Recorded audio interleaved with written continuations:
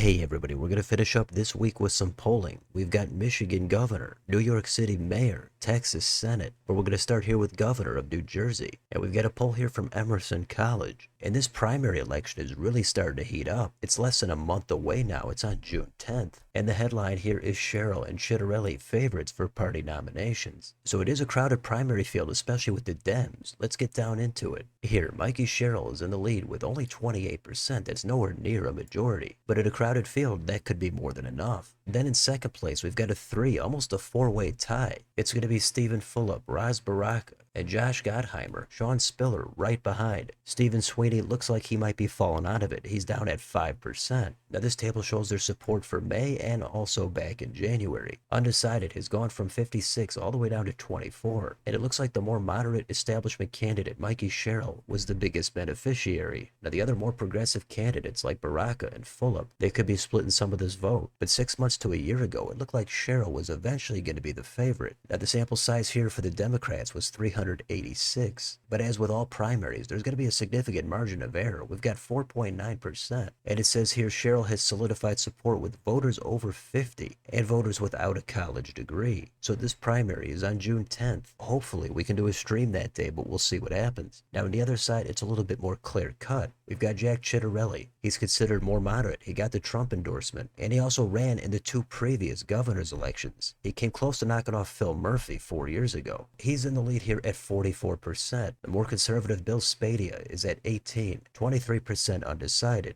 The margin of error here, though, is at 5.4%. So it's not a guarantee, but it looks like it's going to be Sherrill against Chitterelli. The same thing most of us were expecting last year. Then a couple other things in this poll. We've got the approval rating for Donald Trump. Looks like he's actually even here, 47-47. Considering this is New Jersey, that's not bad at all. What about Governor Phil Murphy? He's at 40% approve, 45 disapprove. So a little bit weaker there for Murphy compared to Trump. So that's most of this poll. We've got a little bit here about immigration, and then we've also got the arrest of Ras Baraka. It says 54% support the recent arrest of the mayor for trespassing. 38% oppose it, 18% are unsure or don't know enough. So that's an update on where we're at in New Jersey. Again, this is just one poll. Take a look at everything in the aggregate. Now let's move on here to Michigan governor. The headline here is Duggan gains ground among Detroit voters in governor's race. Benson and James slip. Now this poll here is from Target Insight. And this is going to be another big race next year. It's an open seat. Mike Duggan is the mayor of Detroit, former Democrat running as an independent. Jocelyn Benson is the Secretary of State. And John James has previously run 2 times already for the U.S. Senate. So an interesting dynamic here. Keep in mind we've still got to get through primaries. But this has Mike Duggan's support increasing from 41% up to 48%. That's almost a majority for the independent candidate. That's usually totally unheard of. Jocelyn Benson comes down to 32%. And then John James, the Republican, goes from 10 down to just 3%, and undecided's increased to 17. Now you can take this poll however you want to take it, but I don't think there's any chance that John James, the Republican, would only get 3%. That just seems to not make any sense whatsoever. In the other couple of polls I've seen, Benson has been in the lead, and Duggan running as an independent is going to have a unique challenge. He's going to need voters from both sides. I would think Dems would not want him in this race as he would take away more from their side, but according to this, John James is getting almost 0% support. So this poll mentions that the voters in Detroit are going to be key for Benson and for Duggan. Of course, he's the mayor. You'd think he'd get a lot of their support. So the sample size in this poll was 400 voters. Another margin of error of 5%. And then down here they break it down with some different demographics. Apparently Duggan is leading with every one of these groups except for white voters. There they're going for Benson at 44%. John James with black voters just at 1%. So I think this is kind of a weird poll. We're still in the early stages of this race. Mike Duggan is definitely going to be liking these results. But for me, I'm kind of going to dismiss it and take it with a grain of salt. Now let's move on to New York City mayor. This is going to be a big race, and the primary is late next month. And whichever Democrat wins that, it's pretty much going to be a victory for them in November. So this poll is from Marist, and it says Cuomo breaks 50% in 5th round of ranked choice voting. That's what they do in that Democratic primary. So this race is also pretty wild. You do have incumbent Mayor Eric Adams, who's kind of been politically volatile for the past couple years. It looked like he had no chance for re-election as a Democrat, then he tried to run as an independent. Now it looks like he has a 0% chance. Then you've got embattled former Governor Andrew Cuomo. He's the more moderate establishment favorite, running against the more progressive Zohran Mamdani. So here's what we've got in the fifth round. Cuomo is at 53, Mamdani 29. If that's what happens, Cuomo is going to be the nominee, and that's going to be tantamount to victory. Now, there are a bunch of other candidates in this race, and you can read about some of their strengths in these paragraphs. But down here, it shows you the results in the first round. Cuomo is already close to 50. He's at 44, and that's in a 9-way field. So in that fifth round, there's still 3 candidates remaining, but Cuomo cracks 50%. In a hypothetical final round between Cuomo and Mamdani, Cuomo gets it 60-40. So it's convincing, but it's not a complete landslide. Mamdani is hoping to chip away at that deficit over the next few weeks. Down here, we've got 74% of New York City likely Democratic primary voters want the Democratic candidate for mayor to try to oppose President Donald Trump as much as possible. 26% want them to try to find some common ground. And then finally, we've got 81% of likely Democratic primary voters say the way things are going in New York City are going in the wrong direction.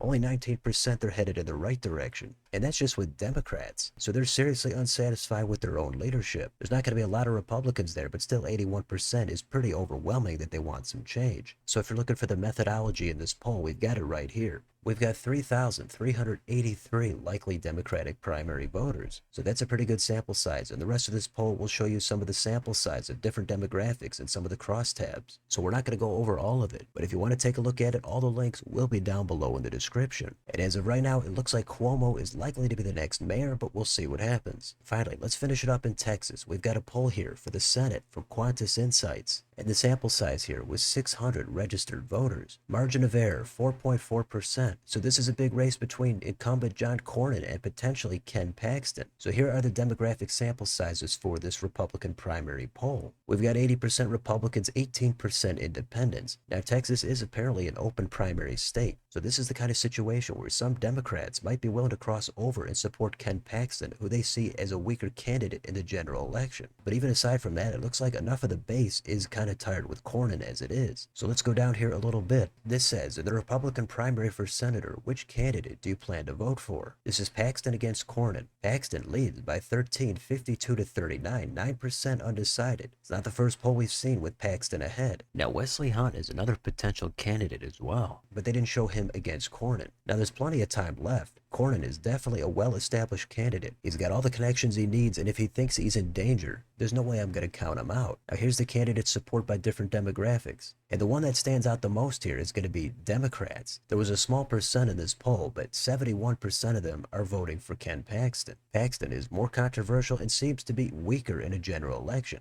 But given the performance of the Republicans in 24, even a weaker candidate is going to be favored in the midterms. But there's also a chance it could be a big blue wave and things could get more complicated. And then down here they throw Wesley Hunt into the race. Hunt is currently in the U.S. House, and because of that, he's likely to have lower name ID. Both Paxton and Cornyn have won statewide. So here in the three-way race, we've got Paxton in the lead, 46%, Cornyn at 38%, and Hunt pulls in 16%. So Hunt has plenty of time here to be the candidate that bridges the gap between both Paxton and Cornyn voters. The big thing in this primary could be the Trump endorsement. Here it asks, if Trump were to endorse your preferred candidate, how would that impact your vote? 48% say it would be more likely. Similarly, 46% say no impact. Just 6% say it would be less likely. So this is kind of a fascinating race to watch. Cornyn would be likely to very easily hold this seat in a general election, but Republicans think he's just a little bit too moderate and cozy with the establishment. But the Trump base thinks he's just a little bit too moderate and cozy with the establishment. So they're looking for more of a firebrand upgrade. That would be Ken Paxton. Paxton does have a lot of his own baggage, but at the same time, he's also won statewide races of his own. It's unclear what's going to happen, but I would also keep an eye on Wesley Hunt to see if he gains momentum over the next 6 months. This poll does not cover the Democrats, but they've got issues of their own to deal with. They got to decide if they're going to rerun a candidate that's already taken a loss, or if they're going to try somebody else, or maybe not put serious resources in this race altogether. We'll see what happens, but that's a look at some recent polling from this past week, so let me know in the comments. In New Jersey, is it going to be Mikey Sherrill and Jack Ciattarelli? How about that crazy poll for Michigan governor? Is anything going to stop Cuomo in New York City? And what about this Texas Senate race? Let me know down below. On your way out, don't forget to like, share, and subscribe. Join if you'd like to support the channel. Thanks for watching. I'll see you next time.